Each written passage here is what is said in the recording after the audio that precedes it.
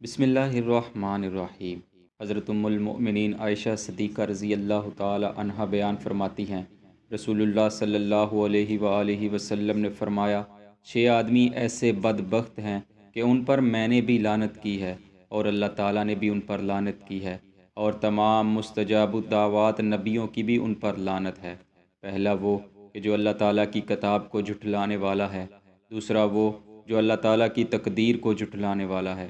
تیسرا وہ جو ظلم کے ساتھ حکومت کرنے والا ہے تاکہ ان لوگوں کو عزت دے جن کو اللہ تعالیٰ نے ذلیل کیا ہے، اور ان لوگوں کو ذلیل کرے جن کو اللہ تعالیٰ نے عزت بخشی ہے۔ چوتھا وہ جو اللہ تعالیٰ کے حرام کیے ہوئے کو حلال جانے۔ پانچواں وہ جو میری اہل بیت اکرام کے متعلق جو معاملہ اللہ تعالیٰ نے حرام کیا ہے اسے حلال جانے، اور چھٹا وہ جو میری سنت کو ترک کرنے والا ہے۔ ناظرین، اس حدیث پاک کی شرح میں علماء کرام بہت کچھ نقل کرتے ہیں، اور سب سے اہم بات یہ ہے کہ شارحین کی شرح کے مطابق اس حدیث پاک میں 6 طرح کے لوگوں پر لعنت کی گئی ہے، اور جن عادتوں کی وجہ سے لعنت کی گئی ہے وہ تمام کی تمام یزید پلید میں بدرجہ اتم موجود تھیں۔ چنانچہ شارح مشکات شریف علامہ ملا علی قاری علیہ رحمہ تحریر فرماتے ہیں، وہ شخص جس پر اللہ و رسول اللہ صلی اللہ علیہ وآلہ وسلم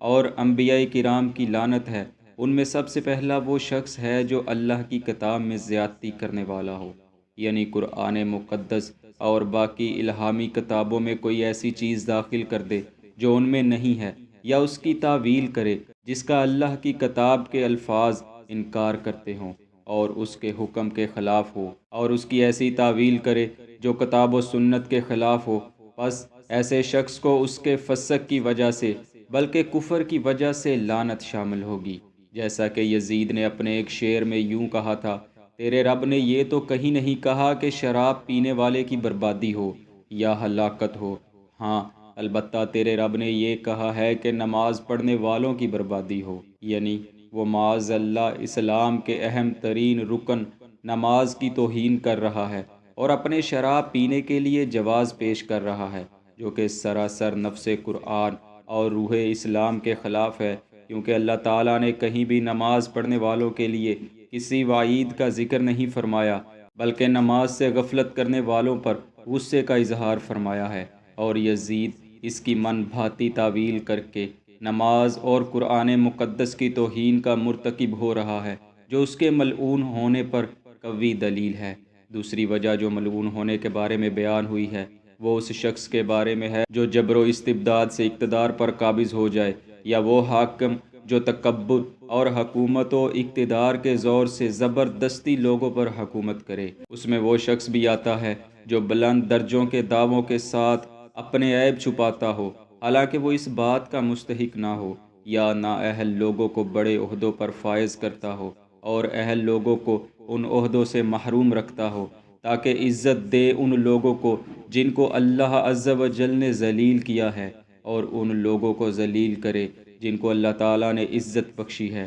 اب ذرا بیان کردہ اسباب لعنت میں سے اس دوسرے سبب کے حوالے سے یزید کا کردار دیکھیں تو معلوم ہوتا ہے کہ وہ لعنت کے دوسرے سبب پر بھی منو ان پورا اترتا ہے۔ مثلا مسلم بن عقبہ جیسے ذلیل اور فاسق و فاجر شخص کو پورے لشکر کا سپہ سالار بنانا، اور نواسۂ رسول اللہ صلی اللہ علیہ وآلہ وسلم اور آپ کی آل پر ظلم و ستم کے پہاڑ توڑنا، اور صحابہ و تابعین، مہاجرین و انصار، خیار تابعین اور بے گناہ عوام پر مظالم کے پہاڑ توڑنا، اور اپنی حکومت کو مستحکم کرنے کے لیے ان لوگوں پر ظلم و جبر کرنا جن کو اللہ عز و جل نے عزت بخشی تھی، اس کے ملعون ہونے پر دوسری قوی دلیل ہے۔ اسی طرح ملا علی قاری بیان کرتے ہیں کہ تیسرا اور چوتھا سبب، یعنی اللہ کی تقدیر کا انکار کرنے والا اور اللہ تعالیٰ کے حرام کیے ہوئے کو حلال جاننے والے سے مراد حرم کعبہ ہے، یعنی حرم کعبہ میں وہ کام کرے جو از روئے شریعت وہاں کرنے حلال نہیں ہیں۔ ان دونوں اسباب پر بھی یزید پورا اترتا ہے، کیونکہ اس کے حکم پر حرم کعبہ اور مدینۃ الرسول صلی اللہ علیہ وآلہ وسلم میں جو کشت و خون کیا گیا وہ کسی سے ڈھکا چھپا نہیں ہے۔ اس کے علاوہ اسی ضمن میں تذکرۃ الخواص کے صفحہ 261 پر یزید شرابی کا ایک شعر نقل کیا گیا ہے جس کا ترجمہ یہ ہے: بنی ہاشم نے حکومت کے لیے ایک کھیل کھیلا ہے، ورنہ ان کی طرف نہ کوئی خبر آئی اور نہ کوئی وحی نازل ہوئی۔ یعنی معاذ اللہ ثم معاذ اللہ، نبی کریم صلی اللہ علیہ وآلہ وسلم نے صرف لوگوں پر حکومت کرنے کے لیے نبوت کا ایک ڈھونگ رچایا تھا، وگرنہ آپ کی طرف کوئی وحی نازل نہیں ہوئی۔ استغفر اللہ۔ ملعون ہونے کا پانچواں سبب جو بیان ہوا ہے وہ یہ ہے کہ ایسا شخص جو میری اہل بیت کے متعلق وہ بات حلال جانے جسے اللہ تعالیٰ نے حرام کیا ہے، وہ لعنت کا مستحق ہے۔ علامہ ملا علی قاری بیان کرتے ہیں، اس سے مراد اہل بیت کو اعزاء دینی اور ان کی تعظیم ترک کرنی ہے، اور اطرت سے مراد آپ صلی اللہ علیہ وآلہ وسلم کے قریبی رشتہ دار ہیں، اور وہ حضرت سیدہ فاطمہ رضی اللہ عنہا کی اولاد ہے، اور پھر آگے ان کی اولاد ہے۔ اگرچہ ہر حرام کو حلال سمجھنے والا ملعون ہے، لیکن حرم اور اطرت کے ذکر کی تخصیص ان کی شرافت کی وجہ سے کی گئی ہے۔ ناظرین، یزید شرابی استحقاق لعنت کے اس سبب میں تو کانوں تک دھنسا نظر آتا ہے، کیونکہ جس طرح امام علی مقام امام حسین علیہ السلام کو بیعت پر قائل کرنے کے لیے بے دردی سے شہید کر دیا گیا،